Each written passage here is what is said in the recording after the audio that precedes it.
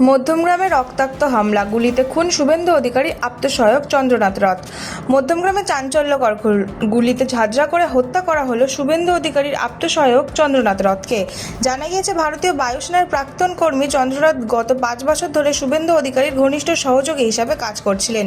অভিযোগ, বাড়ি ফেরার পথে পরিকল্পিতভাবে তার গাড়ির পথ আটকায় আততায়ীরা।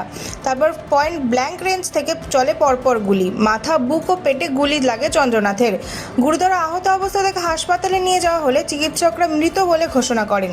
ঘটনার খবর পেয়ে রাতে পৌঁছান শুভেন্দু অধিকারী। সেখানে উপস্থিত ছিলেন সুকান্ত মজুমদার ও অর্জুন সিংও। বিজেপির অভিযোগ, এই হামলার নেপথ্যে রয়েছে বড়সড় চক্রান্ত, ভাড়াটের খুনিদের ব্যবহার। পরিকল্পিতভাবে খুন করা হয়েছে তাকে। মোট 3 জন আততায়ী ছিল বলে জানা গেছে। এখন তারা পলাতক। ঘটনায় তীব্র রাজনৈতিক উত্তেজনা ছড়িয়েছে রাজ্য জুড়ে। ইতিমধ্যে তদন্ত শুরু করেছে পুলিশ। আততায়ীদের খোঁজে চলছে তল্লাশি।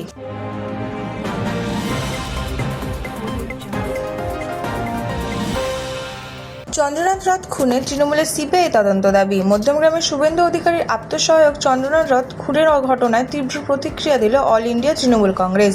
সমাজ মাধ্যমে তৃণমূলের তরফে দাবি করা হয়েছে, আদর্শ আচরণবিধি বলবৎ থাকা সত্ত্বেও গত 3 দিন ধরে বিজেপি মদতপুষ্ট দুষ্কৃতীদের দ্বারা একাধিক ভোট পরবর্তী হিংসার ঘটনা ঘটছে। তৃণমূলের অভিযোগ, ইতিমধ্যে 3 জন তৃণমূল কর্মী খুন হয়েছে। এরই মধ্যে মধ্যমগ্রামে চন্দ্রনাথ রথের নৃশংস হত্যাকাণ্ড রাজ্যের আইন শৃঙ্খলা পরিস্থিতি নিয়ে নতুন করে প্রশ্ন তুলছে। শাসক দলের তরফে এই ঘটনার তীব্র নিন্দা জানিয়ে আদালতের তত্ত্বাবধানে সিবিআই তদন্তের দাবি তোলা হয়েছে। তৃণমূলের বক্তব্য, দ্রুত দোষীদের চিহ্নিত করে কঠোর শাস্তির ব্যবস্থা করতে হবে। অন্যদিকে বিজেপিও এই ঘটনায় ষড়যন্ত্রের অভিযোগ তুলেছে। ফলে চন্দ্রনাথ রথ খুনকে কেন্দ্র করে রাজ্যে রাজনৈতিক উত্তেজনা আরও বাড়ল।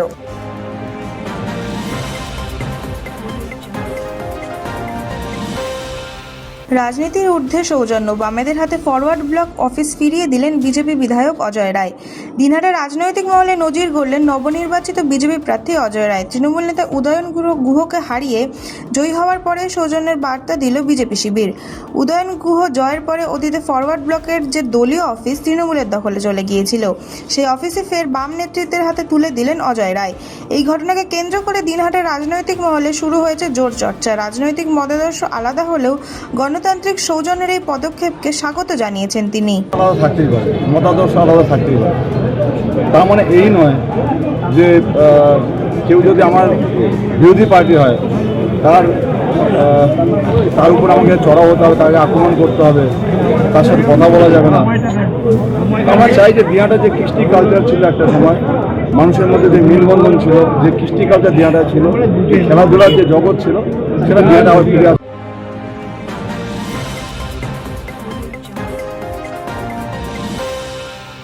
উত্তর দমদমের নজির, তালাবন্ধের তৃণমূল অফিস খুলে দিলেন জয়ী বিজেপি প্রার্থী সৌরভ শিকদার।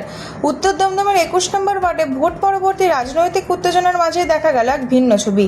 দীর্ঘদিন তালাবন্ধ থাকা তৃণমূলের কংগ্রেসের পার্টি অফিস খুলে দিলেন সদ্য জয়ী বিজেপি প্রার্থী সৌরভ শিকদার। শুধু তাই নয়, স্থানীয় তৃণমূল কাউন্সিলরকে নিজেই পার্টি অফিসের ভিতরে প্রবেশ করান তিনি।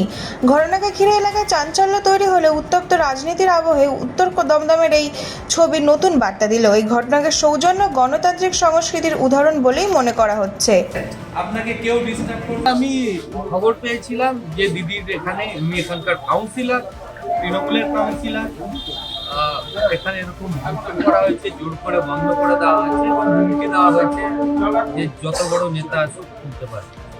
তো যে ভাই আমাদের উত্তেজনার বসে হুমকি দিয়েছেন তাকে আমি বলি, এটা নরেন্দ্র মোদীজির নির্দেশ।